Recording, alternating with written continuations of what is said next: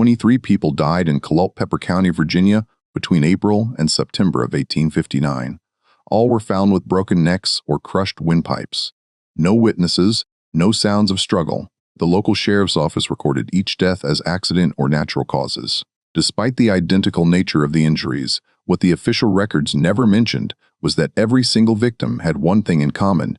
They had all lived within 3 miles of the Rutled plantation. And what those records deliberately concealed was that 3 weeks before the first death, something had emerged from a cellar that had been sealed shut for 12 years. The Confederate Army's own documents, declassified in 1963, contain a single disturbing line about Colper County in 1859.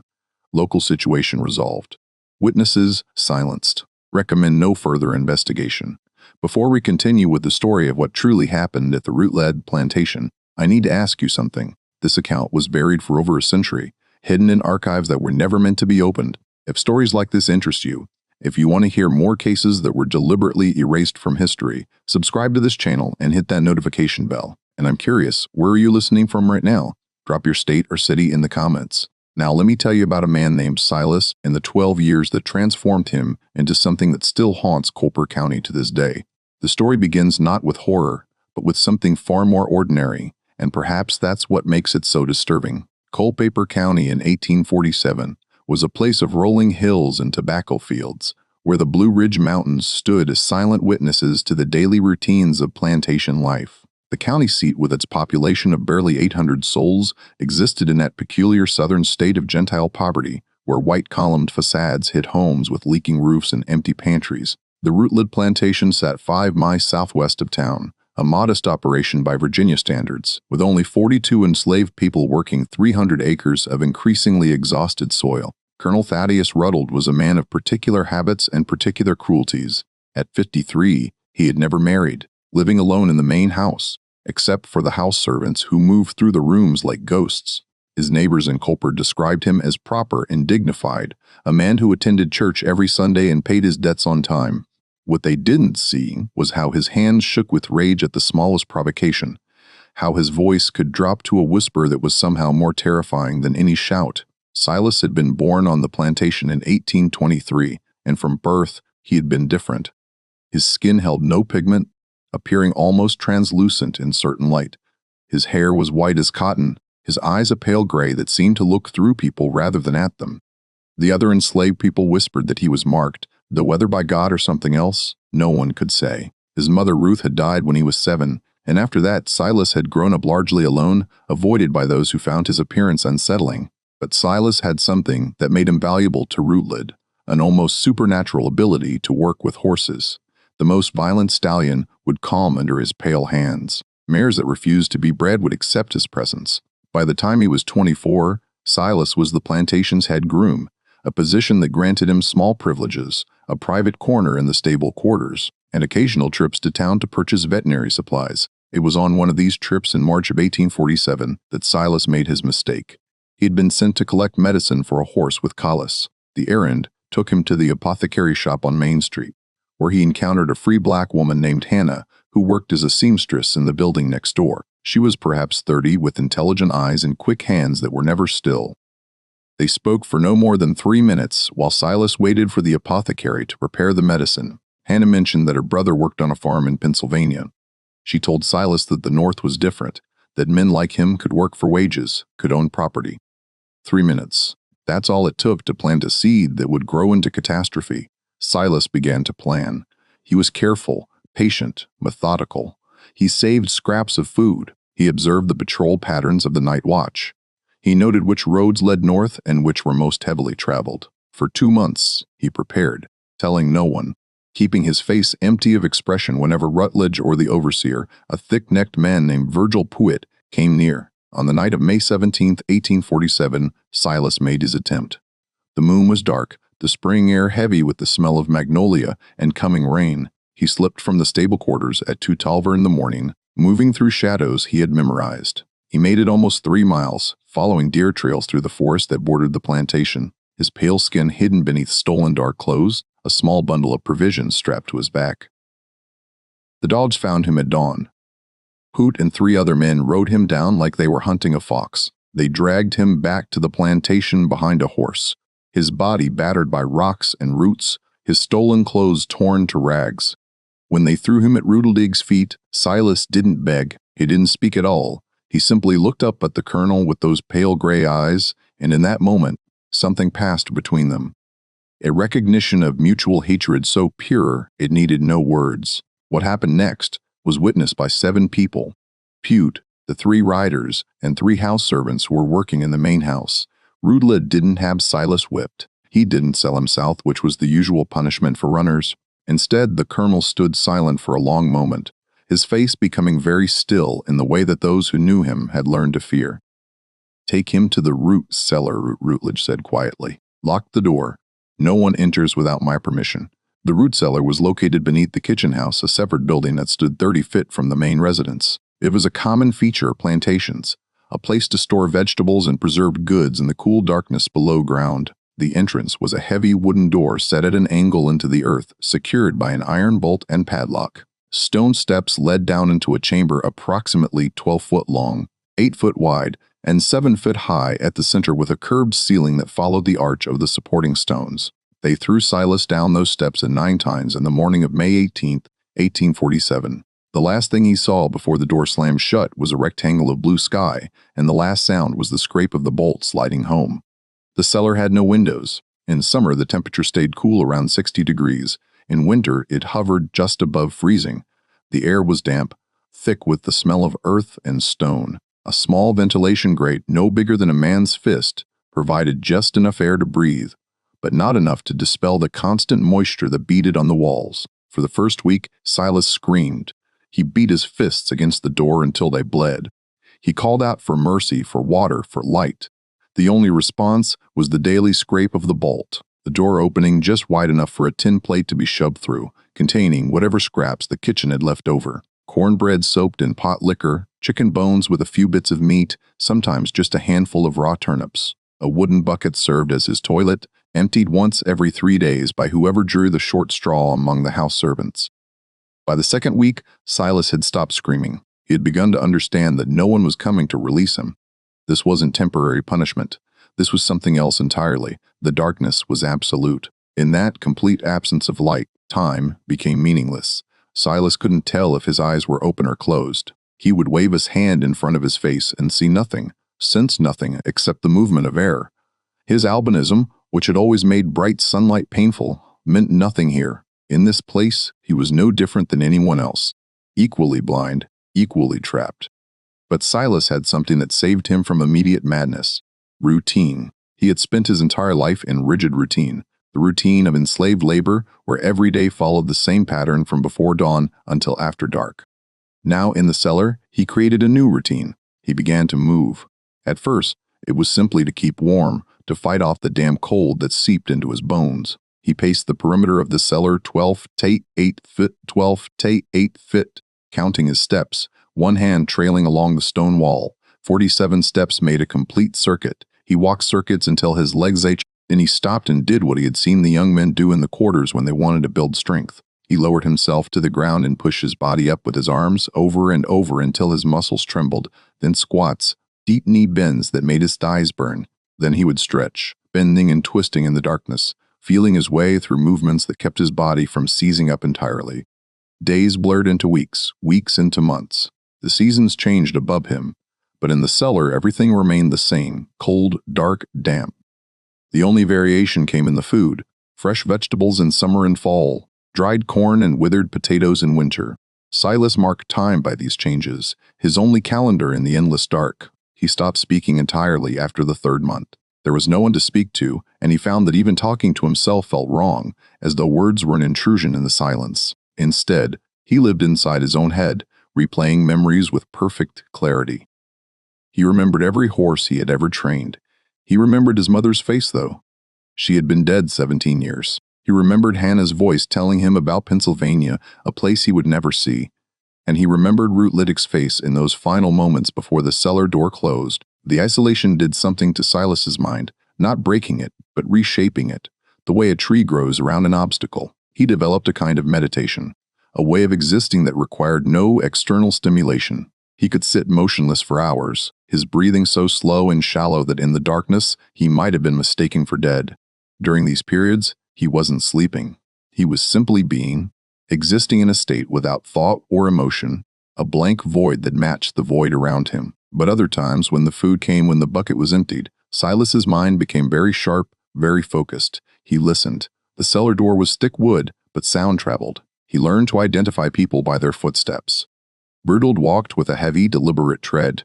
Pooch boots scraped slightly, favoring his left leg. There was a house servant named Benjamin, who moved quickly, nervously, his steps light and rapid.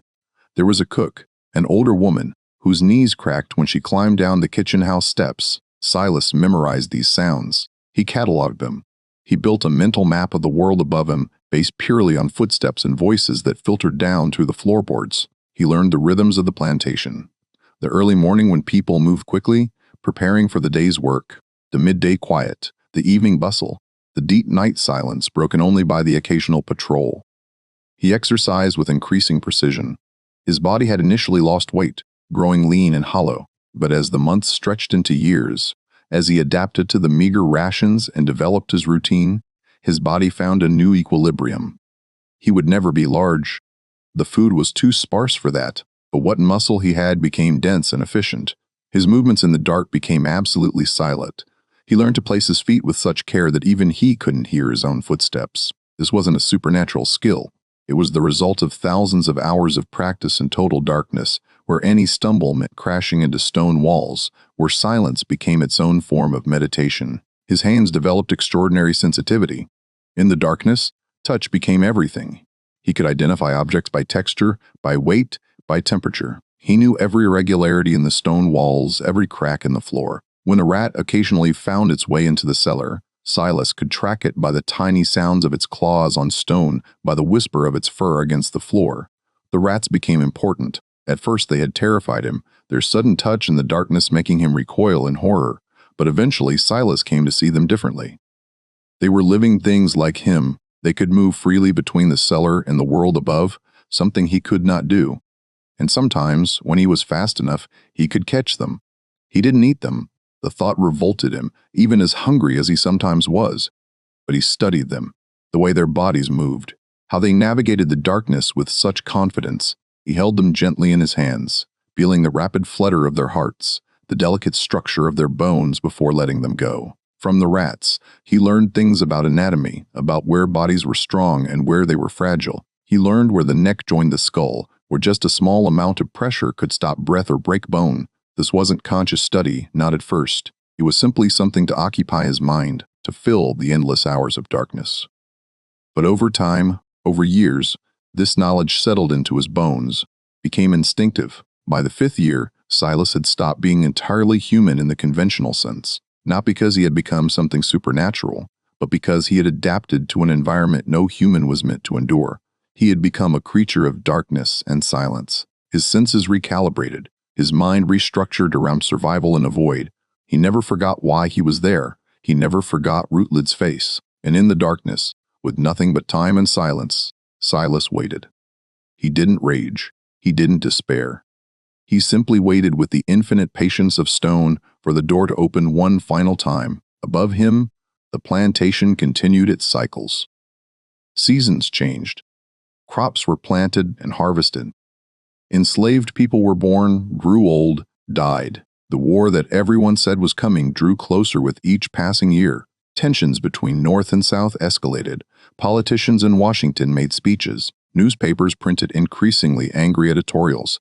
And in Colper County, people slowly forgot that there had ever been a pale-skinned slave named Silas who had tried to run north. Only Rutled remembered, and he never spoke of what was locked in the cellar beneath his kitchen house. The years between 1847 and 1859 transformed Virginia. The political tensions that had simmered for decades reached a boiling point. In Colper County, the changes were subtle but persistent. Young men began to talk more openly about states' rights and northern aggression. Militia groups formed, drilling on Sunday afternoons. The price of cotton fluctuated wildly. Plantation owners worried about their investments, about the possibility of losing everything if the abolitionists in Washington had their way. Rutled grew older, more isolated. He had always been a solitary man, but as he moved through his 60s, his isolation became absolute. He stopped attending church. He took his meals alone. The only person he spoke to regularly was Pewitt, his overseer, and those conversations were limited to plantation business. The house servants learned to move through the main house like shadows, anticipating his needs without being asked, avoiding his cold gaze.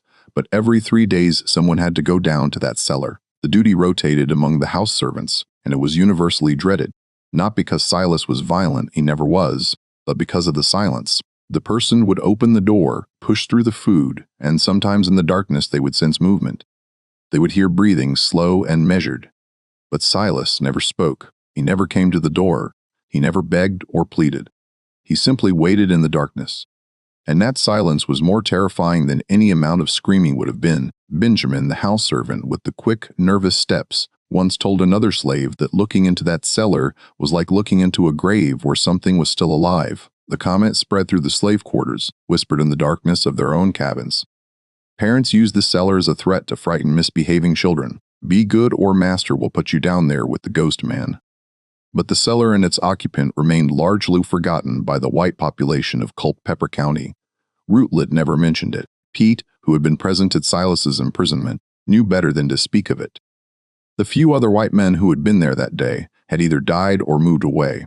By 1859, there were perhaps a dozen people who remembered that anyone was locked beneath the kitchen house, and most of them were enslaved people who had no voice to tell the story. Then came April of 1859 and everything changed. John Brown had been hanged the previous December after his raid on Harper's Ferry, and Virginia was gripped by paranoia about slave revolts. Militias patrolled the roads at night. Any gathering of enslaved people was viewed with suspicion. Plantation owners slept with pistols under their pillows. On the morning of April 3, 1859, Colonel Thaddeus Rutled suffered a stroke. He had been sitting at breakfast when his right hand suddenly lost all strength. The coffee cup he was holding crashing to the floor. His face sagged on one side. When he tried to speak, only garbled sounds emerged. They carried him upstairs to his bedroom. A doctor was summoned from town, a young man named Isaac Brennan, who had only recently set up practice in Culpeper. Brennan examined Rutled and gave his prognosis. The colonel would likely survive, but he was paralyzed on his right side and unable to speak clearly. He would require constant care. Rutled lingered for 3 weeks. During that time, he could only communicate through grunts and gestures. His left hand, still functional, would sometimes make frantic movements, pointing, grasping at the air. The servants attending him couldn't understand what he wanted. They brought him water, adjusted his pillows, read to him from the Bible, but whatever Rutled was trying to communicate remained locked inside his damaged mind. He died on April 23rd at 3/8 Morn Dawson in the morning. Benjamin was sitting with him when it happened. Later, Benjamin would tell the others that in his final moments, Rutledge's eyes had been wide open, staring at the ceiling, and his left hand had been making a turning motion over and over as if unlocking a door. The funeral was held 2 days later. Rutled had no close family. Only distant cousins who lived in Richmond had no interest in a struggling tobacco plantation. The estate would have to be settled, sold most likely. Pute remained as temporary overseer, but everyone knew the plantation was finished. The enslaved people waited anxiously to learn their fates, knowing they would likely be sold to pay Rutled's debts. It was during this period of uncertainty that the cellar was forgotten entirely. With Rutled dead and the plantation in disarray, the rigid routines that had governed life for decades began to break down. No one remembered to take food to the cellar beneath the kitchen house. The door remained locked, but the daily feeding simply stopped. For 3 days, Silas received no food, even no. This wasn't entirely unusual. There had been times over the years when the feeding schedule was irregular, but this was different.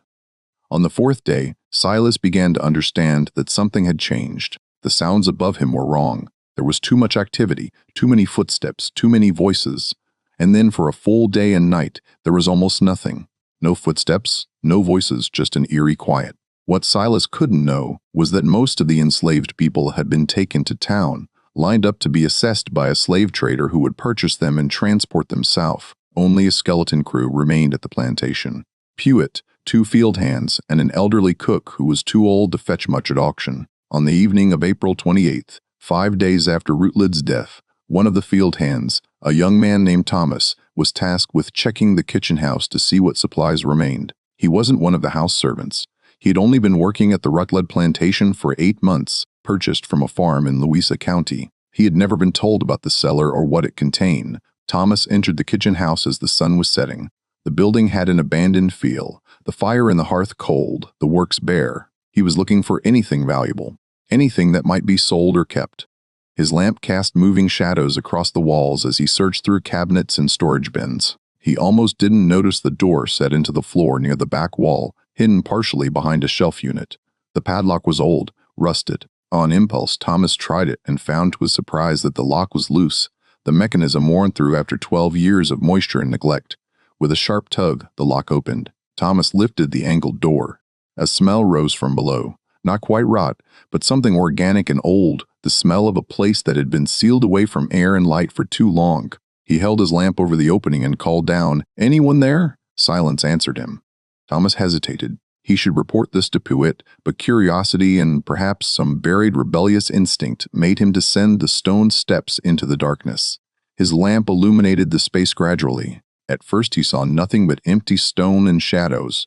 Then he saw the bucket, the tin plate, and finally in the far corner, a figure sitting with its back against the wall. Thomas raised the lamp higher, and what he saw would haunt him for the rest of his life.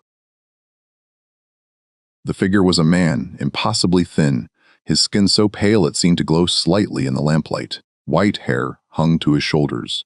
His eyes were closed, his breathing so shallow that Thomas initially thought he might be dead.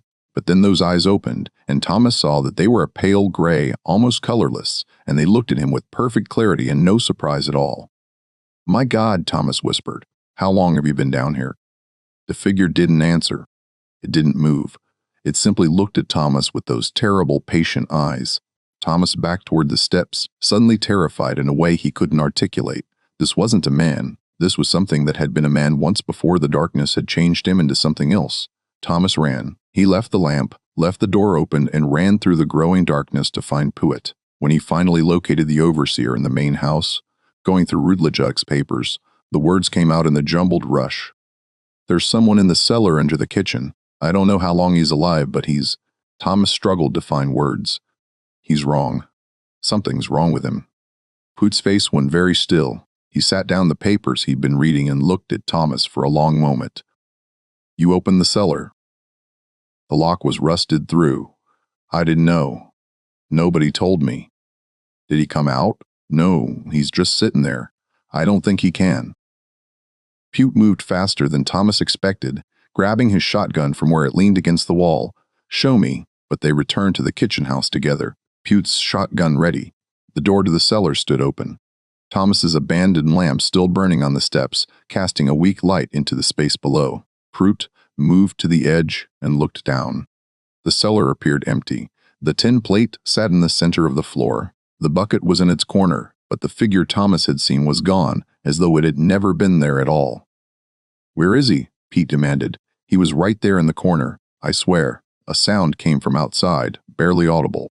The soft creak of a floorboard on the kitchen house porch. Pruitt spun toward the door, raising his shotgun. "Come out," he called. "Come out now or I'll shoot." Nothing moved. The evening had deepened into full night, and beyond the kitchen house door, everything was dark. Pruitt took a step forward, then another. Thomas stayed behind him, his heart hammering. They searched for an hour with more lamps, calling out to the other two men on the property to help, but they found nothing. No pale figure, no tracks, nothing to indicate that anyone had left the cellar at all, except that it was undeniably empty. "Maybe he died," Thomas suggested weakly. "Maybe I saw a corpse, and it just seemed like he was alive. But there was no body. There was nothing." By midnight, Pruitt had convinced himself that Thomas had been mistaken, had seen shadows, and imagined a figure in the darkness. They secured the cellar door with a new lock and tried to forget about it. The plantation was being sold anyway. In a few weeks, none of this would be their concern. What they didn't know was that Silas had left the cellar the moment Thomas had run up the steps. He had moved with absolute silence up and out into the night, his eyes adjusting rapidly to the darkness that was still brighter than anything he'd experienced in 12 years. He had disappeared into the woods that bordered the plantation, moving between the trees like smoke, his pale skin and white hair making him nearly invisible in the moonlight filtering through the leaves. For the first time in 12 years, Silas was free, and he had a list in his mind, written in the darkness over thousands of hours, of everyone who had put him in that cellar or kept him there, starting with Pruitt. The first death occurred on May 2, 1859, 4 days after the cellar had been opened. Virgil Puy was found in the barn at dawn by the elderly cook who had come to start her morning chores. She had been crossing the yard when she noticed the barn door standing open. Unusual because Poot was meticulous about securing the animals at night. She approached cautiously and peered inside. What she saw made her scream so loudly that it brought both Thomas and the other field hand, a man named Samuel, running from opposite ends of the property. Pete was sitting upright against one of the stall doors, his eyes wide open, his mouth slightly ajar. At first glance, he appeared to simply be resting, but as Thomas drew closer, he saw the unnatural angle of Puig's head tilted too far to one side. When Thomas touched the body trying to rouse him, Puig's head lulled loosely, and Thomas jerked his hand back with a gasp. The neck was broken, completely severed at the spine. There were no signs of struggle. The barn was undisturbed. Puig's shotgun leaned against the wall 5 feet away, both barrels still loaded. The horses in their stalls were calm. It appeared that someone had approached Puig in the darkness, gotten close enough to touch him, and snapped his neck with a single precise movement before he could react or cry out. The county sheriff, a heavy-set man named Walter Cunningham, arrived by mid-morning. He examined the body, questioned the 3 remaining people on the property, and came to the only conclusion that seemed plausible. Pete had surprised a thief, possibly an escaped slave or vagrant who had killed him to avoid capture. The fact that nothing was stolen suggested the killer had been interrupted before completing the robbery. Cunningham organized a search party, 15 men on horseback with dogs who combed the woods surrounding the plantation. They found nothing. No tracks, no campsites, no evidence that anyone had been hiding in the forest. After 2 days, the search was called off. Prout was buried in the Culpeper Cemetery and the plantation was locked up pending final sale. Thomas, Samuel, and the cook were sent to a holding house in town to await auction. The Rutled property sat empty, the house slowly being reclaimed by dust and silence. For 2 weeks, nothing happened. Life in Colper County continued its rhythms. Then, on May 17th, exactly 12 years to the day after Silas had been locked in the cellar, a farmer named John Keller was found dead in his field. Keller's farm was 2 miles from the Rutled plantation. He had been a minor player in local affairs, notable mainly for his aggressive participation in slave patrols. He was 52 years old, a widower with 3 grown sons who worked the farm with him. On the morning of May 17th, his sons went to wake him and found his bedroom empty, the bed unmade, the back door standing open. They found him an hour later, lying face down in the tobacco field. Like Poit, his neck was broken. Unlike Poit, Keller had clearly tried to fight. His hands were bruised and cut, his shirt torn, but whatever had killed him had been fast and overwhelmingly strong. The sheriff estimated he had been dead since sometime after midnight. This death troubled Cunningham more than Puig's. Keller's farm was secure. The man had been a light sleeper, paranoid about property theft. For someone to enter his house, lure or force him outside and kill him without waking his 3 sons sleeping in the adjacent room, suggested a level of stealth and planning that didn't fit with the theory of a random vagrant. The sheriff began to look for patterns. 2 deaths, both by broken neck, both men who had some connection to plantation operations. He pulled out the records from Rutled's estate and noticed something that made him pause. 12 years earlier, almost to the day, there had been an incident involving a runaway slave. The slave had been caught and locked in a cellar beneath Rutled's kitchen house. Cunningham rode out to the now empty plantation. He found the kitchen house with its padlocked cellar door. He broke the lock and descended into the darkness with a lamp. The space was empty, but the air had that particular smell of long human habitation. On one wall, someone had scratched marks into the stone. Hundreds and hundreds of marks organized in groups of 7. Days counted, years tallied. The sheriff climbed back up into the sunlight, feeling deeply uneasy. He checked Rutled's records more carefully and found a notation from 1847. Silas albino, 24, W's attempted escape secured. There were no further entries about Silas. No sale, no death, nothing. Cunningham began asking questions. The enslaved people from the Rutled plantation had been sold and scattered across 3 counties, but he managed to track down Benjamin, now owned by a merchant in town. Benjamin was reluctant to talk, but eventually, in a voice barely above a whisper, he confirmed what Cunningham suspected. Silas had been kept in that cellar for 12 years, fed just enough to survive, never let out, never seen by anyone except the person who pushed food through the door every 3 days. And when Rutled died, Cunningham asked. Nobody remembered, Benjamin said. With everything happening, the feeding just stopped. Then Thomas found the cellar open. Said there was someone down there, but when Pooh looked, it was empty. How long between when Thomas opened the door and when Pruitt checked? Maybe an hour. Thomas came running. Took time to convince Pruitt. Then they went back together. An hour, more than enough time for someone to climb out and disappear. Cunningham did the math. Silas would be 36 years old now.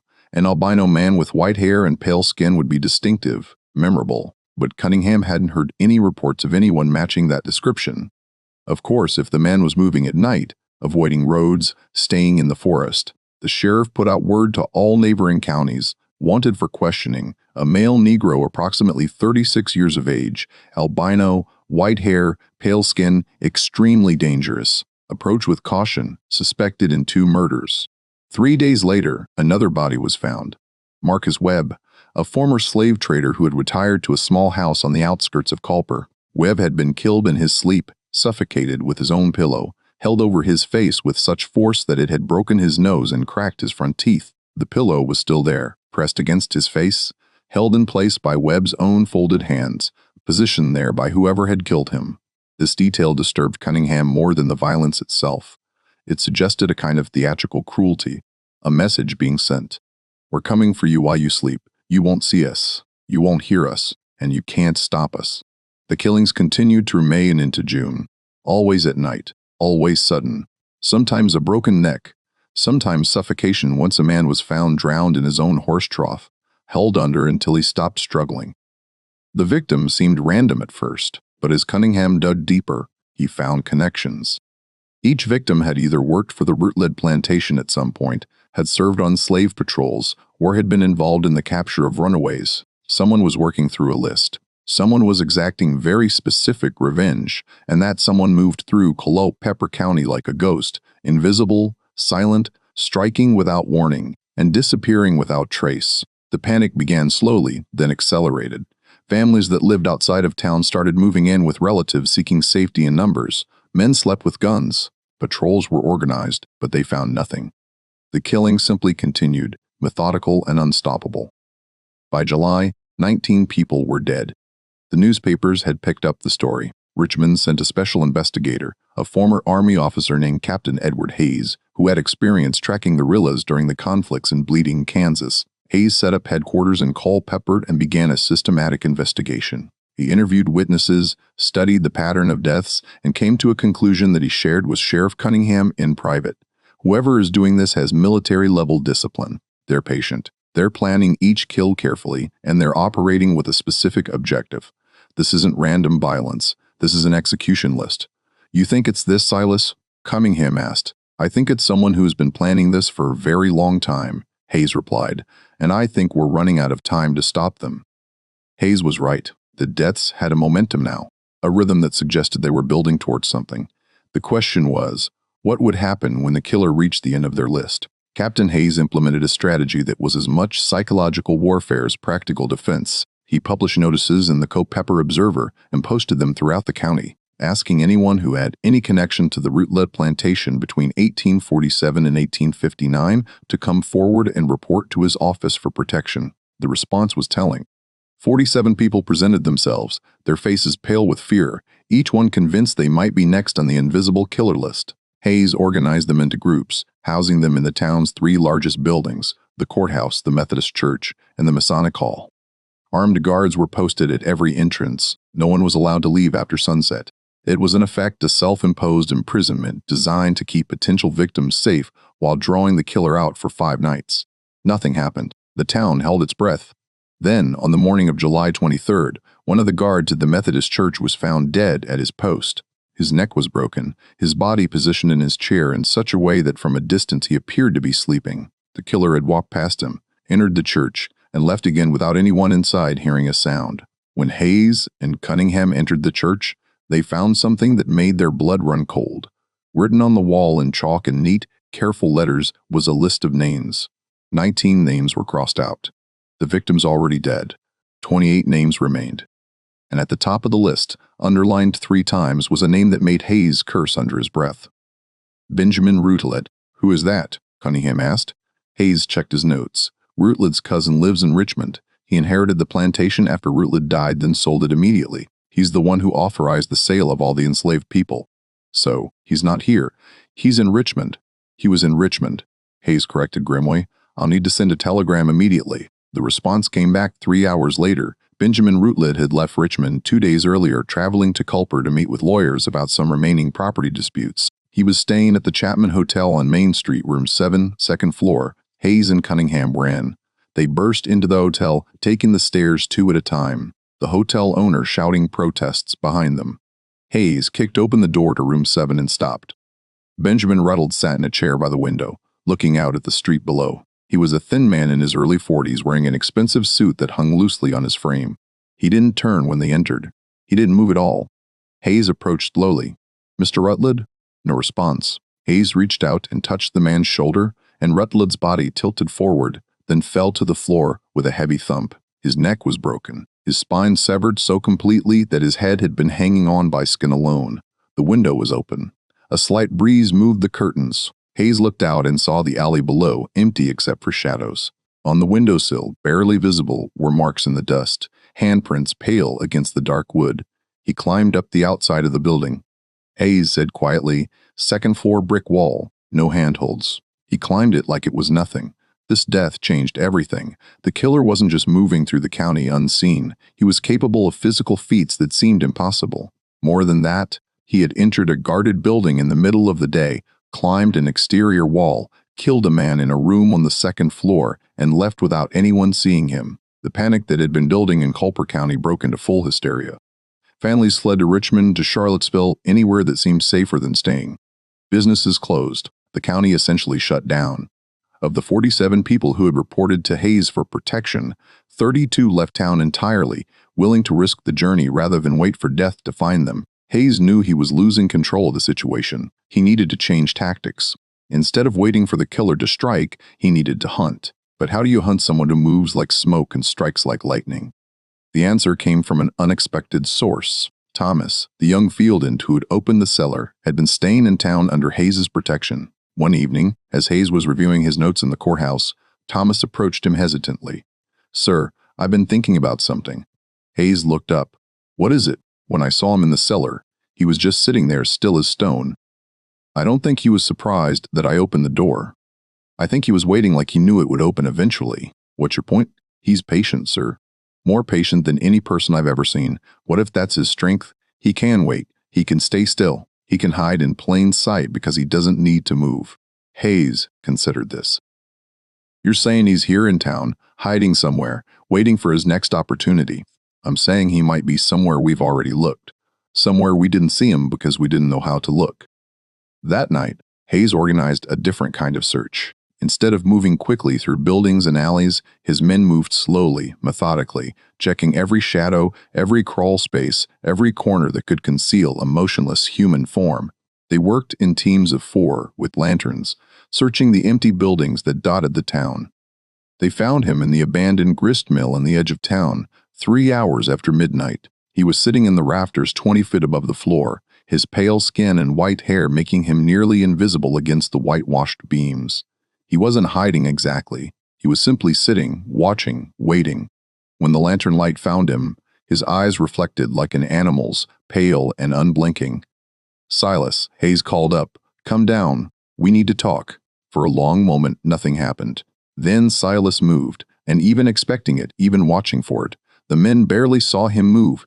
He simply dropped from the rafter, landing in a crouch that should have shattered his legs from that height, then straightened and stood facing them. In the lantern light, he looked less like a man and more like something carved from white stone. He was impossibly thin. His skin stretched tight over muscle and bone. His hair hung past his shoulders, white as fresh snow. His eyes were colorless, reflecting the light without seeming to absorb it. He wore clothes that were filthy and torn, scavenged from somewhere. And he stood absolutely still, not even appearing to breathe. "Silas," Hayes repeated, "I'm Captain Edward Hayes. I'm investigating the deaths in this county." Silas didn't respond. His eyes moved from Hayes to the other 3 men, assessing, calculating. Hayes noticed that Silas stood with perfect balance, his weight distributed evenly, his hands loose at his sides. He looked relaxed, but Hayes had seen enough soldiers to recognize a fighting stance when he saw one. "I know what happened to you," Hayes continued. "I know about the cellar. 12 years. No man should endure what you endured. Still nothing. Silas's face was expressionless, blank as a sheet of paper. It was like talking to a statue. But you've killed 20 people, 20 men, and while some of them may have deserved your anger, the law still applies. You understand that, don't you? You have to answer for what you've done. Silas tilted his head slightly, the first real movement he'd made. When he finally spoke, his voice was a hoarse whisper, rusty from disuse. The law. Those two words carried more contempt than any amount of shouting could have conveyed. Yes, Hayes said, the law. I know it failed you. I know the justice system in Virginia allowed your imprisonment, but two wrongs don't make a right. You can't just kill everyone who wronged you. Why not? The question was simple, direct, and Hayes found he didn't have a good answer. In the silence that followed, one of the deputies, a young man named Peter, who had been on edge since entering the mill, made a mistake. He moved his hand toward his pistol, just a slight movement, probably unconscious. But Silas saw it. What happened next took less than 3 seconds. Silas moved with a speed that seemed impossible for someone who'd been sitting still moments before. He closed the distance to Peter, 15 feet, before anyone could react. His hand flashed out, not striking, but pressing against Peter's throat in a very specific way. Peter's eyes went wide, his mouth opened in a silent gasp, and he collapsed. The other two deputies drew their pistols and fired. The shots were deafening in the enclosed space of the mill, the muzzle flashes blinding. But Silas was no longer where he had been. He had moved into the shadows, and in the confusion and darkness, he was gone. One moment he had been there, the next he had simply disappeared as completely as if he had never existed. They found Peter alive barely. Silas had pressed on his corroded artery in a specific point on his neck, causing him to lose consciousness without breaking anything. It was a measured response not intended to kill. A warning. Hayes and his men searched the mill from top to bottom. They found a small space in the rafters where Silas had clearly been living. A collection of stolen food, several bottles of water, and a piece of paper with a list of names written in careful script. It was the same list that had been on the church wall. But this version had notes beside each name, times, locations, routines. Silas had been watching his victims for weeks, learning their habits, waiting for the perfect moment to strike. The hunt intensified. Hayes brought in more men from Richmond, organized shifts so that patrols covered the town 24 hours a day. They posted guards at every building where potential victims were sheltered. They set up checkpoints on all roads leading out of Colper. It became a siege with the entire town as the fortress and one pale killer as the army trying to breach the walls. But Silas had learned patience in the cellar. He had learned to wait, to endure, to exist without action until the perfect moment presented itself, and he was willing to wait as long as it took. Days passed, then weeks. August arrived with oppressive heat. The town remained locked down. Some people began to believe that Silas had fled, that the increased security had driven him away. Hayes didn't believe it. He could feel the waiting, like a held breath, like a drawn bow waiting to release. On August 15th, Hayes received a report that made his stomach drop. One of the names on Silas's list, a man named Howard Fleming, who had been a slave patrol leader in the 1840s, had convinced himself that the danger had passed. Against Hayes's explicit orders, Fleming had left his guarded quarters in the courthouse and returned to his farm 6 miles outside of town, taking his 2 adult sons with him for protection. Hayes rode out immediately with 6 armed men. They arrived at Fleming's farm at dusk and found the front door standing open. Inside, they found Howard Fleming and his 2 sons. All 3 had been killed, their necks broken with professional efficiency. The deaths had occurred within the last hour, the bodies still warm. But what disturbed Hayes most was a detail he almost missed. On the kitchen table, arranged in a neat row, were 3 tin cups, each filled with water. Next to them was a plate with 3 pieces of cornbread. It was a mirror of what Silas had received in the cellar. Meager rations, barely enough to survive, served on tin. The symbolism was clear. This is what you gave me. Now I give it back. As Hayes stood in that kitchen looking at the macabre display, he realized something that chilled him more than any of the violence he had witnessed. Silas wasn't just killing out of rage or revenge. He was making statements. He was creating a narrative. Each death was a chapter in a story he was telling, a story about injustice and punishment, about 12 years stolen and paid back in blood. He's not going to stop, Hayes said aloud. Even if we kill him, even if we capture him, the story will continue. People will remember this. One of the deputies spoke up. So, what do we do? Hayes looked at the 3 bodies, at the cups of water, at the carefully arranged scene. We try to end the story before it destroys this entire county. The breakthrough came from an unexpected source. Benjamin, the former house servant who had tended to Rutled during his final illness. Benjamin had been living in town under protection, and one evening he approached Hayes with information he had been too frightened to share before. "There's one more place he might go," Benjamin said quietly. "One place that matters more than all the others." "Where?" "The cellar. Where it all started. He'll go back there eventually." "I know it. That place is part of him now." Hayes considered this. "Why would he return? There's nothing there." "That's exactly why," Benjamin insisted. "Everything that happened to him, everything he became, it all started in that cellar. He needs to finish it there." It was a thin theory based more on intuition than evidence, but Hayes was running out of options. The list of names was dwindling, and with each death, Silas seemed to grow bolder, more willing to take risks. If Benjamin was right, if Silas was building toward some final act at the place where his imprisonment had begun, then Hayes needed to be ready. He organized an ambush. 20 men, the best shots in the county, positioned around the abandoned Rutled plantation. They arrived at midnight on August 28th, moving into position in complete silence. Hayes placed men in the main house, in the barn, in the trees surrounding the kitchen house. The cell door was left as it had been found, unlocked, slightly ajar, in invitation. Then they waited. Hours passed. The night was hot and still, the air thick with humidity. Insects sang in the darkness. An owl called from the trees. The men stayed motionless, fighting exhaustion, their fingers resting lightly on their triggers. Dawn was perhaps an hour away when Hayes heard it. The softest sound, barely more than a whisper of disturbed air. He looked toward the kitchen house and saw nothing, but he knew with absolute certainty that someone was there. He raised his hand, signaling the men to hold their positions. For several minutes, nothing moved, then so slowly that it seemed like a trick of the fading darkness. A pale figure emerged from the shadows near the kitchen house. Silas walked across the yard with the steady, unhurried pace of someone who had all the time in the world. He reached the cellar door, paused with his hand on the frame, and then descended the steps into the darkness below. Hayes counted to 30, giving Silas time to fully enter the cellar. Then he gave the signal. 20 men converged on the kitchen house from all directions, their weapons raised, their movements as coordinated as any military operation. Hayes reached the cellar door first and called down into the darkness. "Silas, it's over. Come up with your hands visible." Silence answered him. Hayes lit a lantern and descended the steps, his pistol drawn, 2 deputies behind him. The cellar looked exactly as it had when Thomas had first opened it months before, empty, except for the old bucket and tin plate. But Silas was there, sitting in the same corner where Thomas had seen him, his back against the stone wall, his pale eyes reflecting the lantern light. "It ends here," Hayes said. "One way or another, it ends here." Silas looked at him, and for the first time, Hayes saw something like emotion in those colorless eyes. Not anger, not fear. Something more complicated, exhaustion perhaps, or satisfaction. "It ended 12 years ago," Silas said quietly. "This is just finishing what was started.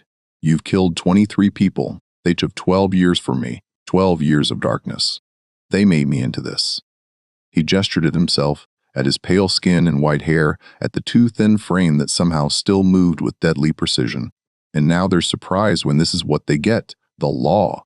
"There is no law," Silas interrupted, his voice still quiet, but carrying an edge like broken glass. "There was no law when they locked me in here. There was no law when they fed me scraps like a dog. There was no law when they forgot about me entirely, left me to die in the darkness. You want to talk to me about law now?" After everything, Hayes found he had no response to that. The truth was, Silas was right. The law had failed him absolutely and completely. What recourse did a man have when the entire system was designed to deny his humanity? "So what now?" Hayes asked. "You kill everyone on your list, and then what? You disappear? You keep killing until someone stops you." "I go north," Silas said simply. "Pennsylvania. Find a woman named Hannah who told me about freedom." "That was the plan 12 years ago." "That's still the plan. You really think you can just walk away after 23 murders? I think no one will follow me very far. I think the people of Colper County will be happy to let this story end. Let me disappear into legend. I think you'll tell them I died or escaped or vanished, and everyone will be relieved to put this behind them." Hayes realized with a sinking feeling that Silas was probably right. The county wanted this nightmare to end. If Silas disappeared, if there were no more deaths, most people would be content to let the mystery remain unsolved. "I can't let you go," Hayes said. but even he could hear the lack of conviction in his voice. "You can't stop me," Silas replied. "You brought 20 men, maybe more, and you think that's enough?" He stood up, the movement fluid and controlled. "I've had 12 years to think about this moment, 12 years to plan. Do you really think I walked into this cellar without knowing exactly how to walk back out?" Before Hayes could respond, before anyone could react, Silas moved, but not toward Hayes or the deputies. Instead, he moved toward the wall, toward a section of stone that looked identical to every other section. His hand pressed against it, and something shifted. A section of the wall, perhaps 3 feet square, pushed inward, revealing darkness beyond. "The plantation was part of the Underground Railroad," Silas said, pausing at the opening. "Rutled didn't know. His father built this tunnel in 1820, connecting the cellar to a root cellar in the woods half a mile away. I found it after 3 years of searching these walls in the dark, 1 inch at a time." He looked back at Hayes. "I could have left any time after that, but I waited. I waited until Rutled was dead, until everyone who put me here could understand what it meant to be hunted, to be afraid, to know that death was coming and not be able to stop it." He stepped into the opening and his pale form began to fade into the darkness. "Tell them whatever you want. Tell them I died in the cellar. Tell them I escaped. It doesn't matter. The story is already written." Hayes raised his pistol, but his hand shook. He could shoot. He could call for his men to pursue Silas into that tunnel. But looking into Silas's eyes, seeing the absolute certainty there, Hayes knew it would be futile. This man had survived 12 years in darkness. He had adapted, transformed, become something that existed outside normal human limitations, not supernatural, but beyond what anyone had thought possible. Hayes lowered his gun. Silas nodded once, a gesture that might have been respect or acknowledgement or simple farewell. Then he was gone, vanished into the darkness, as completely as if he had never existed at all. Captain Edward Hayes filed his official report on September 3, 1859. The report stated that Silas, the escaped slave responsible for 23 murders in Colper County, had been tracked to the abandoned Rutled plantation, where he had taken his own life by hanging in the very cellar where he had been imprisoned. The body, Hayes wrote, had been burned according to health regulations and the ashes scattered. The case was officially closed. No one questioned the report. The people of Colper County wanted to believe it was over, and Hayes had given them permission to believe. The bodies were buried, the families mourned, and slowly, carefully, the county began to rebuild its shattered sense of security. But there were rumors. Of course, there are always rumors. Some said they had seen a pale figure moving through the woods at night, heading north along paths used by fugitive slaves. Others claimed that in Pennsylvania, in the years following the war, there was a white-haired man who worked with the Underground Railroad, who had an uncanny ability to move without sound, who never spoke of his past. A man who, some said, would sometimes sit in complete darkness for hours, perfectly still, as if he were back in that cellar waiting. Benjamin, the former house servant, told a story before he died in 1891. He said that one night years after the events in Culpeper, he woke to find someone sitting at the foot of his bed, a pale figure with white hair and colorless eyes. He said the figure looked at him for a long moment, then spoke in a whisper. "You fed me. Even when others forgot, you remembered. Thank you." Then the figure was gone, and Benjamin never saw him again. Thomas, who had opened the cellar door, moved to Ohio after the war and became a school teacher. He told his students about the importance of human dignity, about what happens when society forgets that every person, regardless of their skin color, is human. He never mentioned Silas by name, but his students said he would sometimes sit in complete silence during classes, staring into the middle distance, as if seeing something no one else could see. The Rutled plantation was never sold. It sat abandoned for decades, slowly collapsing in on itself. The cellar door remained locked, and local children were warned never to go near it. Stories grew around the place, that you could hear scratching from below the ground, that pale figures moved through the ruins at night, that anyone who descended into the cellar would never come out the same. In 1923, a developer from Richmond purchased the land and tore down all the remaining structures, including the kitchen house. When workers broke through the floor to fill in the cellar, they found something unexpected. The bones of 7 rats carefully arranged in a circle on the stone floor and in the center, scratched into the stone in letters barely visible. A single word, remember. The developer, disturbed by the discovery, ordered the cellar filled immediately with concrete. Today there's a shopping center on the site.